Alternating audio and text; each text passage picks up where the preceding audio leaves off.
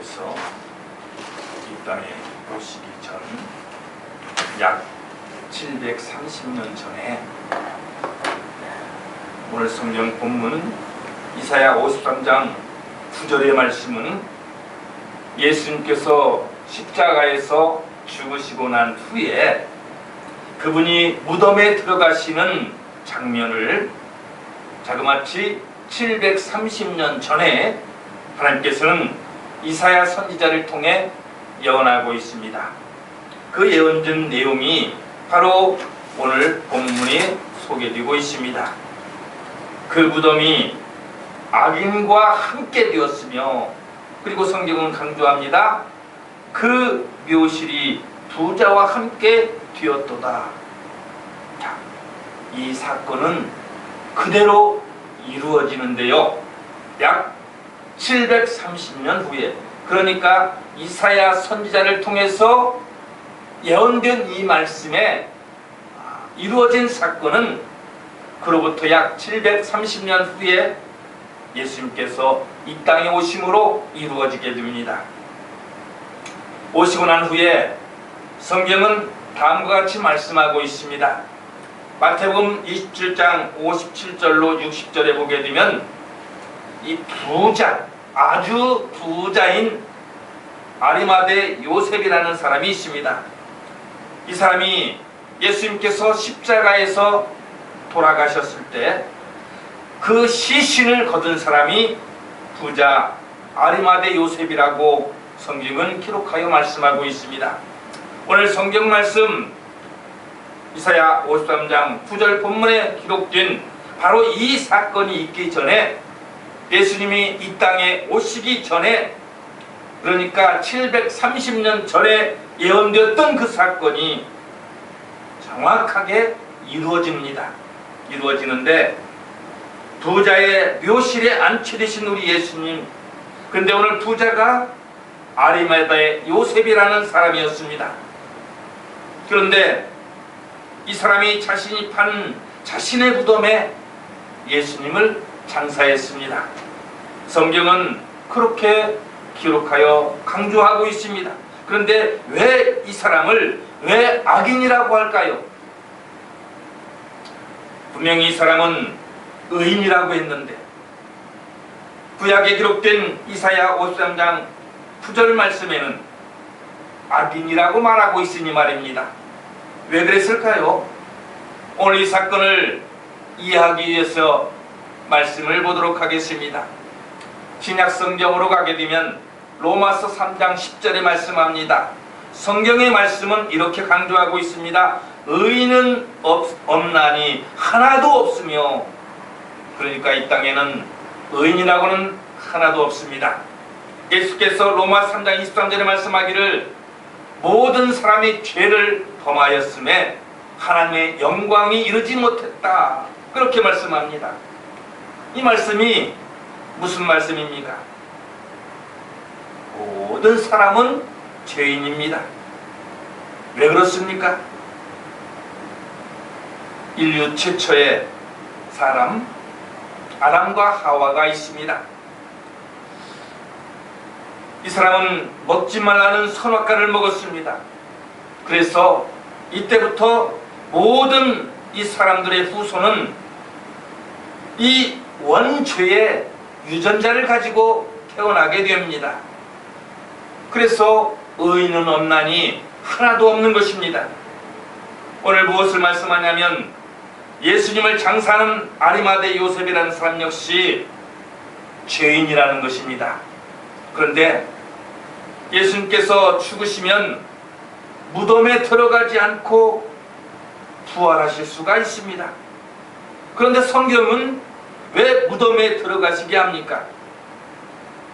이 사실에 관해서 무덤의 정체는 마가복음 5장 2절로 3절에 보게 되면 군대 귀신 들린 자가 강조합니다. 무덤 사이에 거처하는데, 자, 이 거처라는 말은 한마디로 말해서 집이라는 뜻이지요. 다시 말해서 귀신의 집은 무덤입니다. 그런데 예수님이 그 무덤으로 들어가신다는 사실입니다. 오늘 9절에 보게 되면 예수님에 관해서 이미 730년 전에 예언됐던 바로 악인과 함께 되었다는 그 무덤은 바로 스올이라는 원어를 사용하고 있습니다. 스올이 어떤 뜻입니까? 풀어보면 지옥이라는 의미를 가지고 있습니다. 예수님께서 무덤으로 들어간 이 사건은 무엇을 말씀합니까? 마가복음 5장 2절로 3절의 말씀을 근거로 하게 되면 군대 귀신이 무덤에 살고 있습니다. 그렇다면 이 무덤이 귀신의 집인데 예수님이 귀신의 집에 들어가셨습니다. 그런데요, 그곳에서 예수님이 살아나신 거예요. 이 무덤은 죽은 자가 들어가는 곳이잖아요. 산자가 무덤에 들어가지는 않습니다. 무덤이 귀신의 집이라면 시체가 그 안에 들어갔을 때 그 시체는 그때부터 악령에 지배하게 됩니다. 그렇다면 예수님은 왜 거기에 들어가셨을까요? 다시 말해서 사탄 마귀와 귀신의 존재는 같은 존재입니다. 예수님은 그들의 본거지에 들어가셨습니다. 그리고 거기서 살아나셨습니다. 놀라운 사건입니다. 우리 주님이 사망 권세를 이기셨습니다. 우리 주님이 악령의 밑으로 들어가셔서 그곳을 헤집어 버리십니다. 무덤에서 살아나는 사람은 아무도 없습니다. 우리 주님밖에는 없습니다. 계속해서 성경 말씀 마태복음 27장 59절에 보게 되면 무덤에 들어가신 주님의 모습을 이와 같이 기록하고 있습니다. 시체를 세마포로 쌓았더라고 말씀하고 있습니다. 천으로 둘러싸서 묶었습니다. 그리고는 관에다가 집어넣어서 못질을 합니다. 마태복음 27장 60절에 보게 되면 바위 속에 판 무덤에 장사했다 이렇게 말하고 있습니다. 그리고 무덤 입구를 큰 돌로 막았다고 기록하고 있습니다. 좀 더 구체적으로 말씀드리면 마태복음 27장 65절로 66절에 보게 되면 한 걸음 더 나가서 큰 돌로 그 입구를 막아놓고 그 앞을 군사들이 지키고 있습니다. 왜 그랬을까요? 무엇을 말하고 있는 것입니까? 사탄 마귀는 예수님을 세마포로 꽁꽁 싸매고 그리고 또 묶고 그리고 관 속에 집어넣어서 바위 속에 가둬버립니다. 그리고 그 입구를 또 돌로 막아버립니다. 왜 이렇게 했을까요? 사탄 마귀는 예수님이 부활하실 것을 알고 있었습니다. 그래서 그들은 예수님이 부활하지 못하도록 예수님 혹시라도 부활하실까 봐서 철저하게 싸매고 묶고 막아버렸습니다. 그러나 우리 주님은 하나님의 아들 예수 그리스도십니다. 오늘 결국에 우리 주님은 사망 권세를 이기시고 부활하셨습니다. 무덤에서 살아나실 때 성경은 이렇게 강조하고 있습니다. 모든 게 다 풀어져 버렸습니다. 그리고 무덤 문은 스스로 다 열려버렸습니다. 놀라운 사실을 한 가지 소개합니다. 오늘 마태복음 28장 4절에 보게 되면 그 무덤 문을 지키고 있던 군사들이 놀라서 다시 말해서 혼비백산해서 무서워하며 떨며 죽은 사람과 같이 되었더라고 말하고 있습니다. 한마디로 사색이 되어버렸습니다.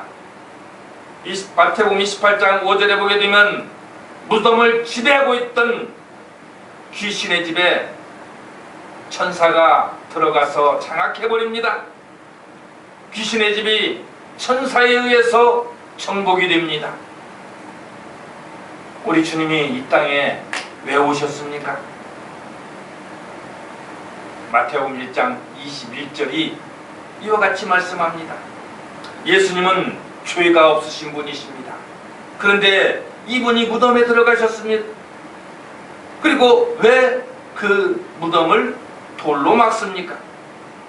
또 왜 그 앞을 군사들이 지키고 있습니까? 우리 주님은 바로 나와 여러분의 죄 때문에 이 땅에 오셨습니다. 그리고 우리 때문에 돌아가셨습니다. 그리고 그 무덤문 안에 들어가셨습니다. 바로 이곳이 어떤 자리입니까? 지옥의 자리, 음부의 자리, 죄악의 자리, 마귀의 소굴이었습니다. 그 소굴에 들어가셔서 살아나셨을 때 우리 주님의 부활은 바로 나의 부활이라는 사실입니다. 우리 주님이 세마포 다 풀어버리셨습니다. 묶인 것 다 풀어버리셨습니다. 감옥문이 열렸습니다. 무덤문도 다 우리 주님이 열어놓으셨습니다. 그래서 사탄 마귀의 군대 귀신이 다 도망가 버렸습니다. 오늘 이것은 우리에게 말씀하고 있습니다. 하나님, 나는 주님 때문에 내가 살았습니다. 내가 살아났습니다. 나는 지옥 갈 인생이었는데, 어쩔 수 없이 사망의 길로 갈 수밖에 없는 존재였는데, 주님이 나를 위하여 죄값을 나무 십자가를 주심으로 다 치루어 주셨습니다. 그래서 이제는 모든 악한 영들이 내게서 다 떠나갔습니다. 오늘 여러분, 그리고 천사가 그 자리를 대신 지키고 있는 것입니다. 이것은 뭘 말하는 것입니까? 예수님 돌아가신 이 무덤은 빈 무덤이었습니다. 빈 무덤이었어요. 바로 아리마대 요셉이라는 사람의 무덤이었습니다. 성경은 분명하게 기록하여 말씀하고 있습니다. 이 자리는 아리마대 요셉이라는 사람이 들어갈 자리였는데 그 자리에 예수님께서 들어가셨습니다. 그런데 우리 예수님이 그 자리에 왜 들어가셨습니까? 오늘 지금의 이야기가 무슨 이야기입니까? 아리마대 요셉이 준비한 그 무덤에 예수 그리스도께서 들어가셨습니다. 바로 우리들의 이야기입니다. 내가 들어갈 자리였습니다. 내가 사망의 자리에 들어가야 되는데 내가 지옥의 자리에 들어가야만 됐는데, 그런데 그 자리에 대신해서 누가 들어가셨습니까? 우리 주님이 들어가셨습니다. 요셉 대신에 예수님이 들어가신 것은 내 죄 때문에, 나 때문에 예수님이 그 자리에 들어가신 것입니다. 그러므로 우리 주님이 죽으시고 부활하신 것은 나를 위해서 죽으시고 나를 위하여 다시 사신 것입니다. 우리 주님이 사망의 권세를 다 이기셨습니다.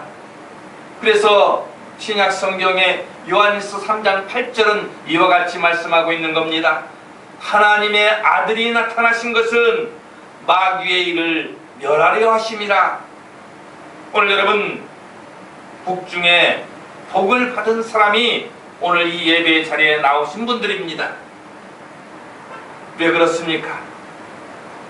주님이 나를 위해 죽으셨고 나를 위해서 사망의 권세를 이기시고 무덤에서 살아나셔서 모든 육신의 사망의 끈을 풀어버리셨고 내게 사망의 문이 열리는 이런 축복을 바라보게 하셨다는 사실입니다.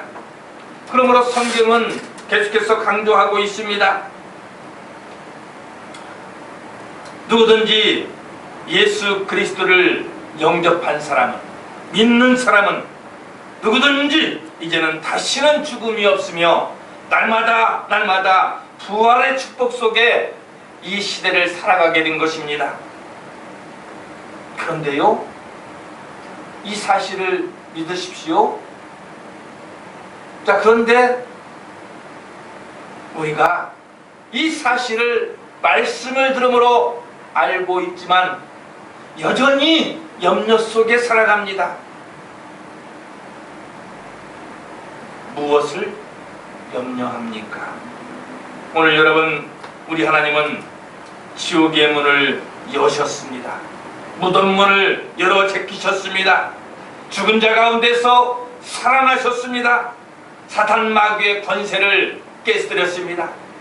이 시간에도 이 세상에는 나를 괴롭히고 나를 붙잡아서 결박하고 나의 사지를 묶어서 지옥 무덤 속에 묻어버리려고 하는 자들이 참으로 많이 있습니다. 나를 괴롭히고 나를 힘들게 하고 마음 상하게 하는 모든 것들, 오늘 우리 예수 그리스도를 믿는 사람은 우리 주님께서 분명히 강조하십니다. 사단 마귀 권세를 우리 주님께서 깨뜨리셨습니다. 예수라는 이름이 어떤 뜻입니까? 구원입니다. 이 모든 나를 핍박하는 모든 것들에게서 자유함을 주시는 것입니다. 주여, 간절히 이 시간 소망합니다. 주님이 오늘 나에게 찾아오셔서 이와 같은 결박의 모든 문들을 열어 주시옵소서. 오늘 성경은 계속해서 말씀합니다. 요한복음 5장 39절은 이와 같이 말씀하고 있습니다. 너희가 성경에서 영생을 얻는 줄로 생각하고 성경을 연구하거니와 이 성경이 곧 내게 대하여 증언하는 것이라. 성경은 예수님 얘기라는 것입니다. 전 성경을 탈탈 털어보십시오. 여기에서는 오직 예수밖에 없습니다. 이 성경을 쥐어짜 보십시오. 예수 십자밖에는 없습니다. 요한일서 4장 8절은 말씀합니다. 하나님은 사랑이라고 말씀합니다. 우리 하나님이 누구시냐고 물으신다면 하나님은 사랑이라고 말하기 바랍니다. 오늘 가인과 아벨이라는 형제가 있습니다. 두 사람은 이렇게 주일에 교회에 나와서 똑같이 예배드리고 똑같이 말씀 듣고 있습니다. 그런데 신약에 와서 이렇게 증언하는 거예요. 아벨은 의로운 자, 믿음의 사람이라고 말씀하고 있는데 히브리서 11장 4절 말씀을 보게 되면 성경은 뭐라 합니까? 하나님이 그 예물에 대하여 증언하심이라. 이렇게 말씀하고 있지 않습니까? 아벨 손에 무엇이 들려져 있습니까? 창세기 4장 말씀에 보게 되면 하나님 앞에 나갈 때 그의 손을 주목하시기 바랍니다. 그의 손에는 양이 들려져 있었습니다. 아벨 손에 들려진 이 양은 누구 때문에 죽었나요? 아벨 때문에 죽었습니다. 아벨 손에는 무엇이 묻어 있나요? 죽은 양의 피가 묻어 있었습니다. 그래서 하나님께서는 그 예물을 보시고 의로운 자, 믿음의 사람이라고 부른다는 사실입니다. 하나님 다른 거 보지 않으십니다. 그렇다면 복음적으로 이것은 무엇을 말씀하고 있나요? 요한복음 1장 29절에 세례 요한은 이렇게 말씀하고 있습니다. 보라, 세상 죄를 지고 가는 하나님의 어린 양이로다. 복음적으로 무엇을 말씀하고 있습니까? 아벨이 하나님 앞에 나갈 때 하나님은 아벨의 얼굴 보지 않습니다. 아벨의 사정 보지 않습니다. 다만 그 손에 들려진 예물을 보신다는 사실입니다. 오늘 우리가 예배를 드릴 때에 가장 중요한 것이 무엇입니까? 오늘 하나님은 나의 얼굴 보기를 원하는 것 아닙니다. 환경 보는 거 원하는 거 아닙니다. 가장 중요한 것은 아벨처럼 그 손에 양이 들려져 있는지 들려져 있지 않은지, 바로 그것입니다.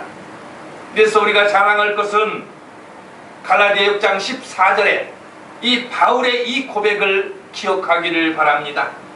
내게는 우리 주 예수 그리스도의 십자가에 의해 결코 자랑할 것이 없으니, 아벨은 양을 들고 하나님 앞에 나갈 때에 하나님께서 기뻐하셨습니다. 그러므로 우리는 예수 그리스도의 이름으로 기도하고 예수 그리스도의 이름으로 찬양하며 예수 그리스도 앞에 찬송하기를 바랍니다. 기록된 하나님 말씀을 보게 되면 아브라함 사건 때에 아브라함이 모리아 산에 그의 아들 이삭을 바치러 올라갔을 때 그 자리는 이삭이 죽는 자리였습니다. 그 자리에 양이 대신 죽습니다. 누가 준비했습니까? 하나님이 준비해 두셨습니다. 여호와 이레의 하나님, 여호와 이레의 하나님이 미리 준비하셨습니다. 무엇을 말씀하고 있습니까? 오늘 이삭처럼 내가 죽어야 할 그 자리에 하나님이 예비하셨던 이 땅에 오신 독생자 예수 그리스도, 그분을 찬양하고 찬양해도 감사하고 감사해도 다 감사할 수 없는 고귀한 그 이름 예수 그리스도. 하나님께서는 그 사실을 우리에게 이 시간 말씀하고 있는 것입니다. 내가 죽어야 할 그 자리에 예수님이 대신 죽으셨다. 그리고 너희들의 그 죄값을 사해 주셨다는 것입니다. 오늘 성경은 출애굽기 12장 13절 말씀을 보게 되면 힘들게 살아가는 무리들이 있습니다. 민족들이 있습니다. 그들은 이스라엘 백성들입니다. 노예 생활하던 이스라엘 백성에게 하나님께서 그들을 구원하실 때 어떻게 구원하셨느냐? 양을 잡아 그 피를 문 설주 임방에 바르라 했습니다. 그렇게 말씀하시면서 그리하면 재앙이 넘어가리라. 그런데 바로 이 유월절 양, 이 사건을 가리켜서 바울이 이렇게 말하는 겁니다. 고린도전서 5장 7절에 말씀하기를 유월절 양은 예수 그리스도라고 말씀하고 있습니다. 나를 위해 죽어간 예수 유월절 양, 그 유월절 양은 나를 위해 십자가에서 죽으실 예수 그리스도를 예표하는 사건이었습니다. 오늘 복음적으로 요한일서 1장 7절에 우리가 어떤 죄를 지었다고 할지라도 예수의 피가 우리를 모든 죄에서 깨끗하게 하신다는 것입니다. 그렇다면 오늘 유월절 양 되시는 예수 그리스도의 피가 발라진 우리의 가정에 예수의 피가 흐르게 하셔서 오늘 가정의 심판이 다 지나가게 하여 주신다는 사실입니다. 내게 있는 어려운 문제들, 해결되지 않을 것 같은 어려운 문제들이 오늘 내 손에 발라진 예수 그리스도의 피 묻은 이 손 때문에 그 심판이 다 지나가 버립니다. 죽을 것 같았는데, 힘들어 아파서 괴로웠는데, 참을 수가 없었는데 예수 그리스도의 피 묻은 손을 보시고 그 모든 어려움들을 다 지나가게 하여 주신다는 것입니다. 계속해서 출애굽기 15장 25절 말씀을 보게 되면 이스라엘 백성들이 홍해 바다를 건넜습니다. 그런데 거기서 미처 감사와 찬송과 영광을 돌리며 그렇게 즐거워하던 그 기쁨이 사라지기도 전에 광야에서 마라의 쓴물을 만나게 됩니다. 갈증나 죽겠는데, 힘들어 죽겠는데, 들어눕고 싶고 그늘 찾아 눕고 싶은데 물 한 모금만 마셨으면 좋겠는데 오늘 그 광야에는 메말라버린 광야밖에는 보이지 않습니다. 물을 찾았습니다. 너무나 깊어서 아이 좋아라. 그리고 정신없이 달려가서 봤는데, 그런데 그 물은 마실 수가 없는 물입니다. 물이 있기는 있는데 마실 수가 없는 물, 그 물은 마라의 물이었습니다. 그때 하나님께 모세가 부르짖습니다. 이때 하나님께서 모세에게 한 가지 사실을 말씀하시는데, 마라의 쓴물을 단물로 바꿔주시는 방법으로 한 나무를 지목하시는 거예요. 자, 이 나무는 어떤 나무예요? 살아있는 나무가 아니었습니다. 오늘 이 나무는 본래는 살아있는 생명나무 맞습니다. 그런데 이 나무가 마라의 쓴물에 들어가기 위해서는 이 나무는 그 나무, 살아있는 나무에게서 분리되어야만 했습니다. 꺾어져야만 했습니다. 잘라져야만 했습니다. 희생되어야 했습니다. 바로 이 생명나무, 누구를 말하고 있는 것일까요? 오늘 성경은 우리에게 말씀하고 있습니다. 법적으로 예수 그리스도, 그분이 나를 위하여 나의 죽음을 대신하여 희생하심으로 이스라엘 민족이 살았고 오늘 우리들이 살았다는 얘기입니다. 그분이 함께 하시는 곳에는 내 인생에 마라의 쓴물이 변하여 단물이 된다는 사실입니다. 오늘 특별히 우리들의 앞길에 구원의 십자가가 함께 하시기를 주님의 이름으로 축복합니다. 오늘 성경 말씀은 한 가지 사실을 말씀하고 있습니다. 디모데전서 2장 5절에 말씀하시기를 하나님은 한 분이시요 또 하나님과 사람 사이의 중보도 한 분이시니 곧 사람이신 그리스도 예수라. 중보는 한 분이세요. 중보자는 한 분이세요. 사도행전 4장 12절은 이렇게 말씀합니다. 오늘 많은 사람들이 이단에 미혹되어서 구원자가 그 어디에 있는 줄 알고 착각하는데요, 오직 구원은 예수밖에 없습니다. 그분이 어떤 분이십니까? 빌보서 2장 6절을 말씀합니다. 그분은 근본 하나님 본체세요. 오늘 예수님만이 하나님이세요. 그분을 믿으면 됩니다. 그분은 전지하신 분이십니다. 전능하신 분이십니다. 그렇기 때문에 힘들고 어렵지요. 핍박을 당해서 고통스럽고 괴롭고 차마 아무에게도 말할 수 없는 그런 어려움이 있지만 그렇다고 포기할 것이 아니라는 것입니다. 오늘 예수 그리스도 그분만 믿고 그분께 엎드려 기도하면 오늘 전능하신 그분께서 죽은 자도 살려내시는 그분께서 우리의 모든 묶여진 매듭을 다 풀어주실 것입니다. 안진뱅이도 이렇게 세우시고 죽은 자도 살려내십니다. 그분은 못하시는 게 없으신 분이십니다. 그분이 어떤 일을 하십니까? 홍해도 가르셨습니다.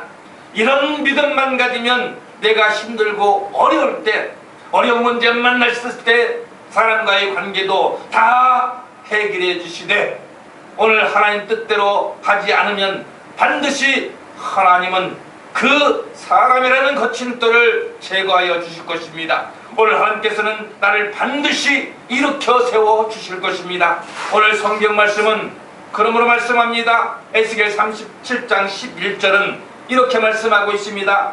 이스라엘 백성을 가리켜서 뭐라고 말씀하고 있느냐? 마른 뼈라고 말하고 있습니다. 사람이 마른 뼈래요. 하나님이 택한 백성, 성민이 하나님이 말씀하시기를 마른 뼈 같다고 말씀합니다. 이 백성들은 이렇게 말합니다.